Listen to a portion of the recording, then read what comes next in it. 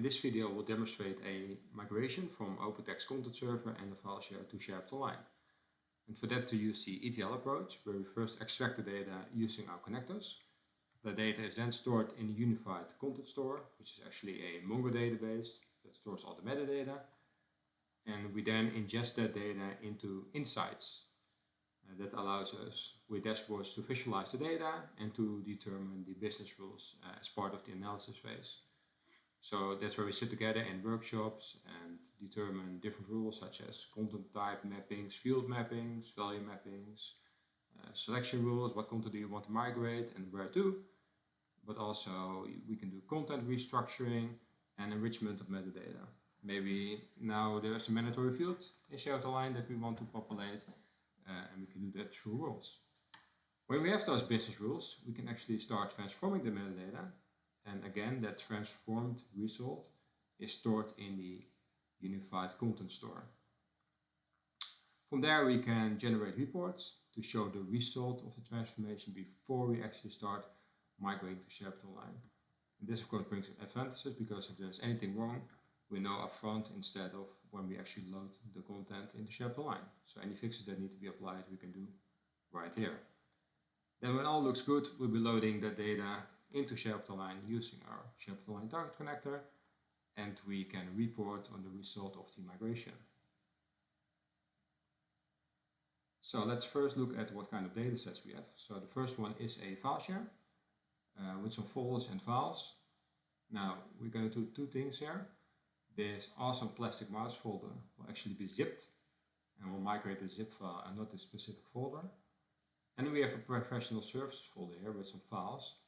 That's actually a duplicate of what we will see in a moment in OpenText. So we'll also not be migrating this specific folder. Now when we look at the OpenText environment, again we have a couple of folders and files. You can see this professional services folder here that will be migrating. As part of the demonstration, we'll be also migrating some custom permissions. So this development folder has a Xillio test group with C contents assigned to it. That we'll be migrating over. And we have some files, actually one file with a version. Right, so there's two versions here that we'll be migrating over together with some metadata. So we have this category field here that we'll be migrating over. As you can see, now there's a picture value, but in SharePoint Online we also will have a category field, but it doesn't have this value. So we need to map this to a different value.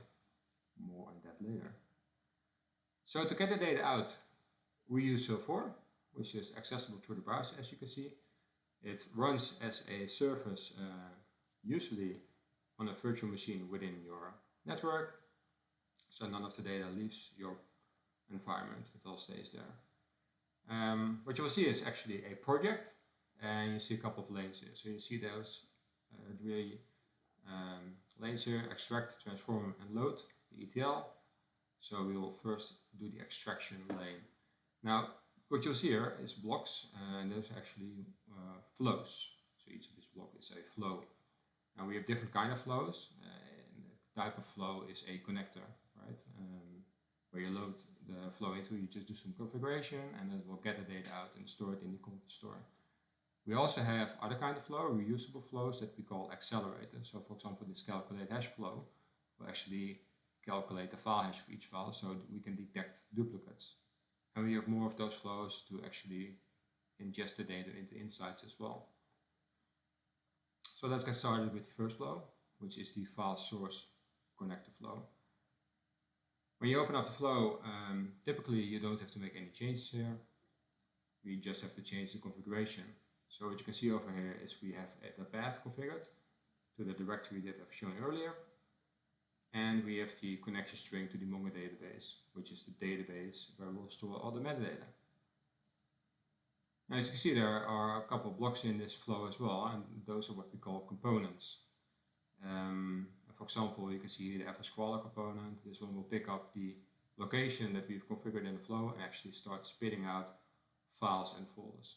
So let's just get it started. So each flow is kicked off by running this trigger component, which will send a message to this next component, which is the crawler component, which in turn spits out each file and folder and then this conditional split component will route that content, depending on what type it is, to different portions of the flow.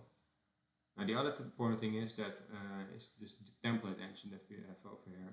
So like I've mentioned, is that we have the content store, and the content store has different schemas associated with it. So for example, a folder is a container and has a couple of metadata fields. Now all these schemas are validated, so it means that it has to follow this specific format, and if there's any error also during the transformation with your schema, you'll be notified because you'll be not using it correctly. Once the data has been put in the correct schema, it's stored in the content store. I will show you the result in a bit in the Mongo database. So the next one that we're going to run is this OpenText Content Server flow. Similarly like the file source connector that we have, we just have to configure it with the location of the content store, and we have to point it at the OpenText instance that we're interested in. So you can see the URL there, the starting point for the extraction, which is an identifier, but also the username and password. As you can see, it's prefixed with the word vault. That's because the software comes with a built-in environment editor or vault to store all your secrets. So they're all encrypted, only the application has access to it. Let's kick off this flow to get the content from OpenText. So in this case, it uses an API, and it will first call the structure. Next, it will get all the versions. Then it will retrieve the metadata of all those objects. It will download the files. And lastly, it will retrieve all the permissions. So what does this look like in the content store?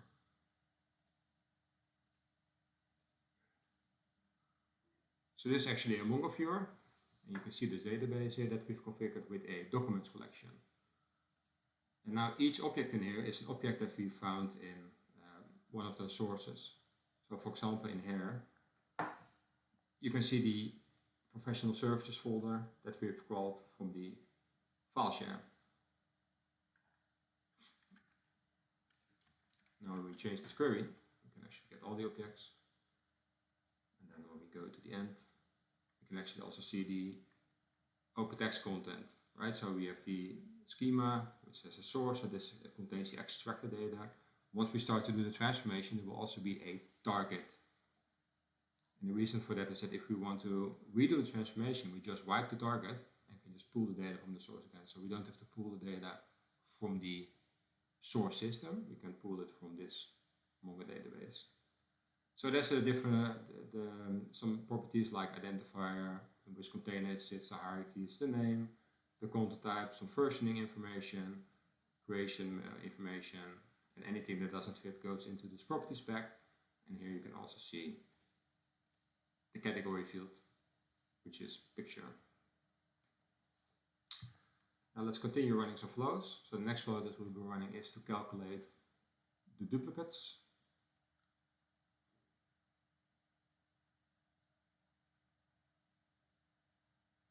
That's done. Then, as an example, we also use Purview to determine where some sensitive content is. So you can see in here I have 4 files on my local drive with some labels, right? Some confidential labels, highly confidential, and what kind of information they contain. And we'll be using this sheet in a flow to actually enrich the data in the content store. So we can visualize this later in the Insights tool. So for that we also have a flow that reads that file and updates the objects. Then the next step is preparing the data to be ingested into Insights. So we'll detect where the duplicates are, where the empty containers are, and we'll group the data together based on the file extension. When that's done, we can actually get the data into Insights. So Insights is actually an Elasticsearch database. It's really quick with indexes and a Kibana tool that allows you to visualize the data in Elasticsearch. So once that's done, which is about now, we can go here and view the data.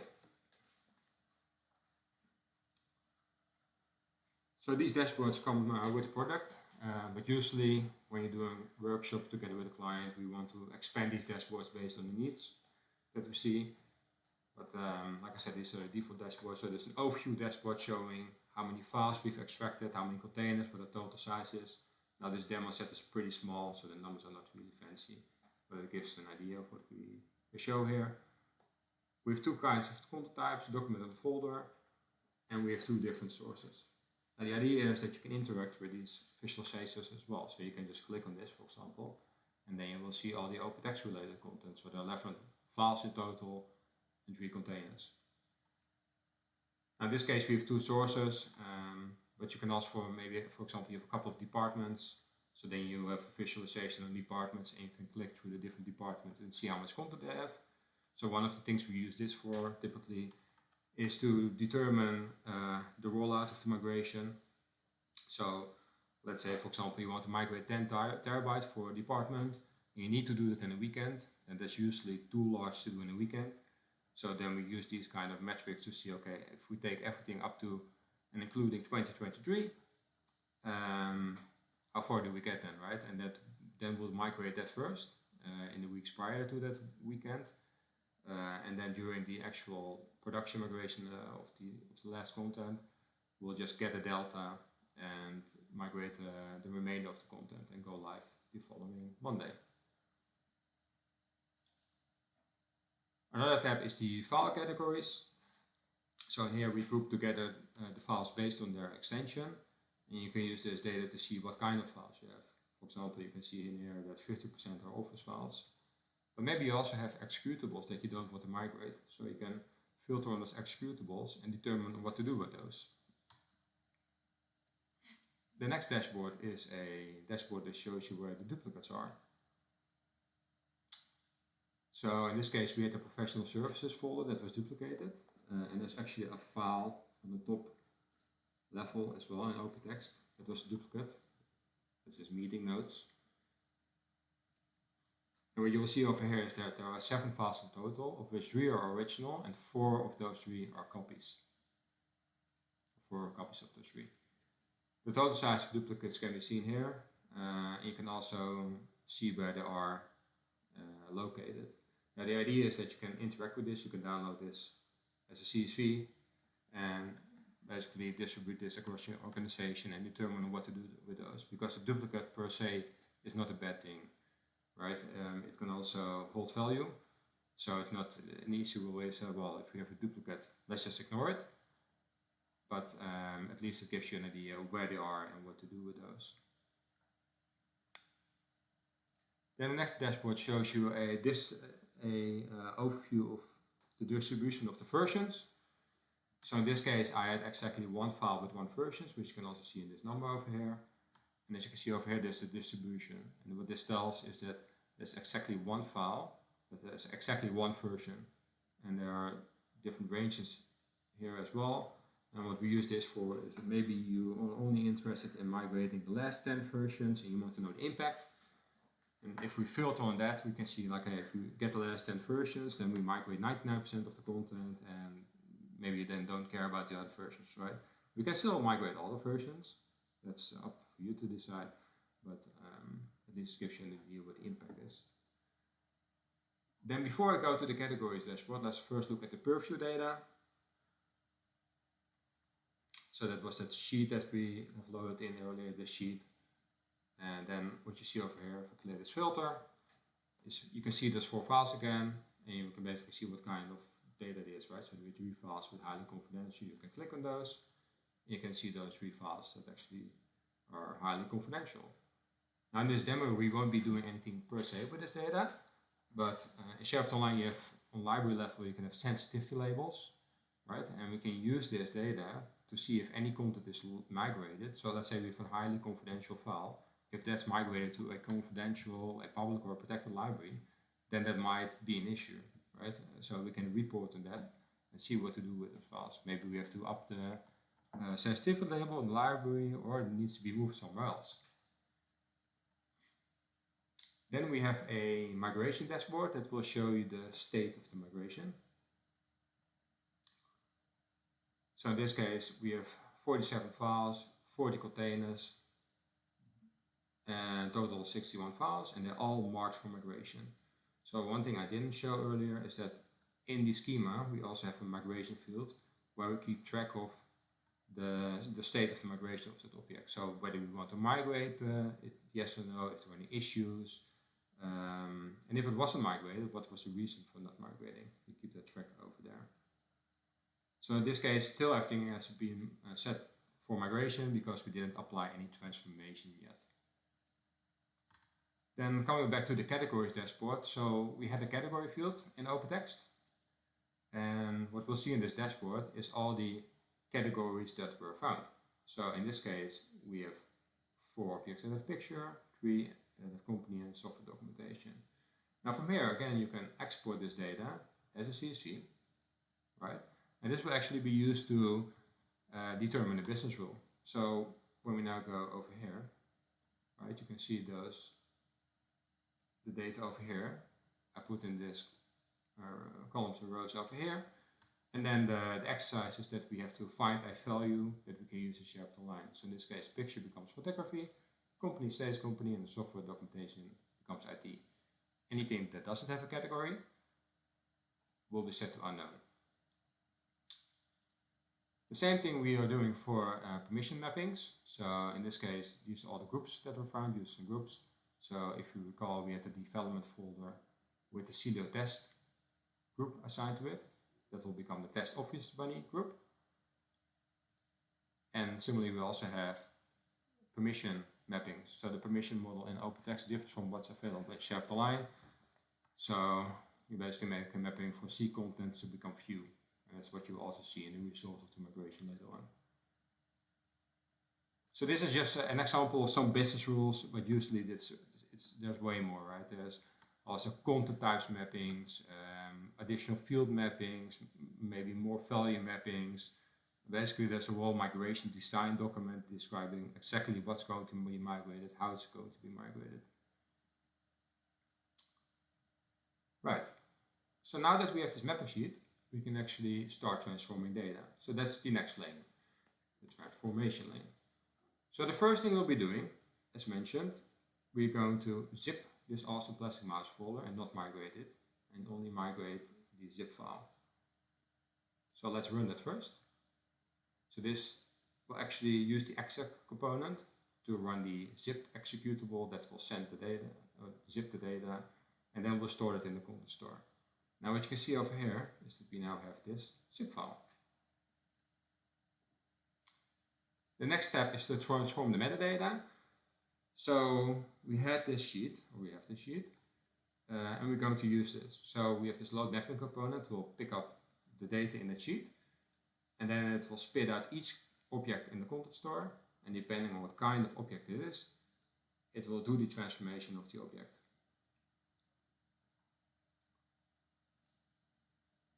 Which is now completed. So to visualize the data, we can do 2 things. We can either store the data back into Insights, or we can generate Excel reports, and that's what we're actually going to do. So before I do that, let me refresh this. You can actually now see this target, right? And you can see that we've set the properties, so these are actually the SharePoint property names that we'll be using to set the properties in SharePoint Online. So let's generate a report.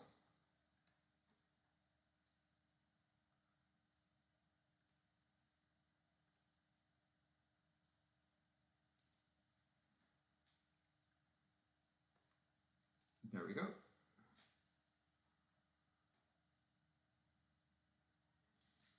So let's insert a nice table there. Okay, actually, I first have to set a label.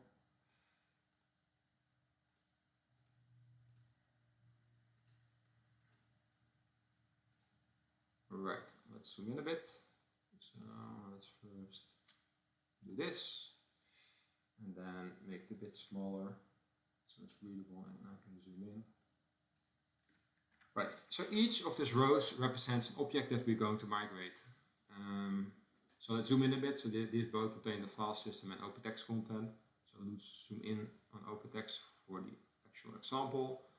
Right, so in OpenText we have 3 folders with files, and for each of that you can see, okay, this is the schema in the content store, it originated from OpenText. This is the content type in OpenText. This was the location in OpenText. And this was the category in OpenText. This is actually the identifier in OpenText. And then we have the, it's a bit smaller. So then we actually have the location where it will be migrated to, what the content type will be in SharePoint Online, and what the category will be in SharePoint Online. So even if there are a million of objects, we still like to generate these reports and to do spot checks. So one of the spot checks that you can do here is that, let's have a look at the category field. Then you can see these objects have a category field out, but there's actually one of them that doesn't have a value. Now in this case it was intentional because it is a folder that has no metadata. But let's say you want to preserve this data, then you can actually use this kind of reports to determine the gaps, right? So in this case, you would then say, okay, let's not use a folder, but create a custom content type in OpenText or SharePoint Online, a folder with metadata, for example, and fill out a specific property. And I think in general, that's also why we use insights and do this mapping exercise. It's to come to the rules, but also to detect any gaps in the implementation in SharePoint Online. Maybe we find a specific value in here that we don't have a value for in the category, and then it would actually happen in here, right? So maybe we didn't have IT, and we basically have a blank value here, and we need to find the value there, and we're like, okay, well, let's create a value for it in SharePoint Online. So this transformation report is checked by the consultants who actually perform the migration, but also by the business to do spot checks and make sure everything is in order before we actually migrate things to SharePoint Online. Of course, we can still do tests, and we will do tests to SharePoint Online, but if you have terabytes of data, then it's usually not feasible to test it all, and then this reports will actually be helpful there. So now that we've seen the reports, we can actually start loading the data into SharePoint Online.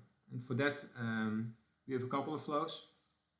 That mainly has to do with the fact that we use the Microsoft Migration API for the purpose, which allows you to do on average, I think, around a terabyte per day.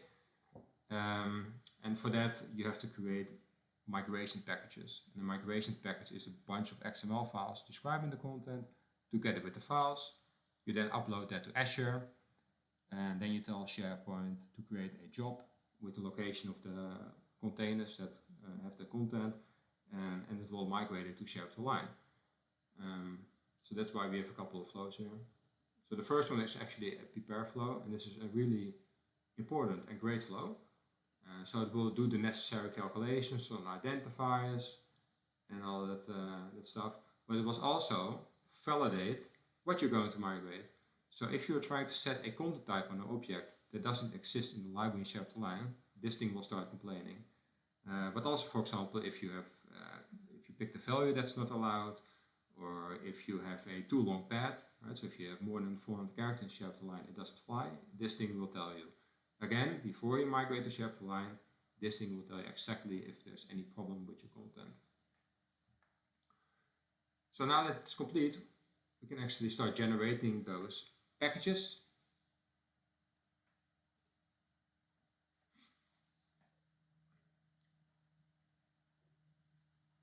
And then the last thing we need to do is upload those packages to Azure and create the migration job, which will happen here.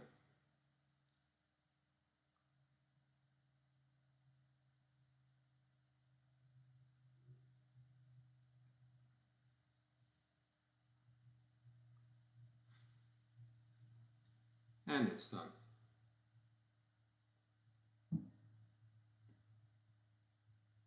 So now when we go to SharePoint Online, we can actually see some content in here.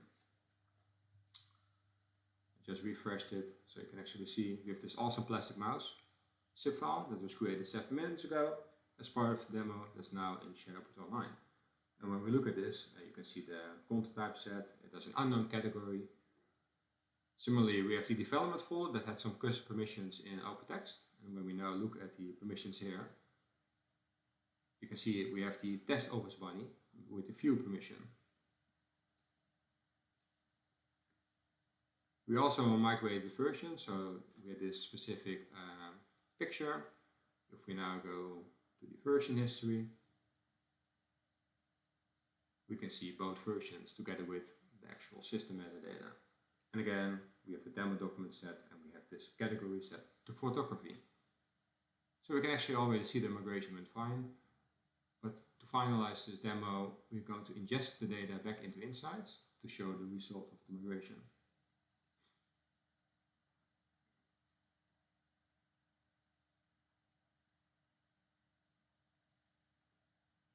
And that's done.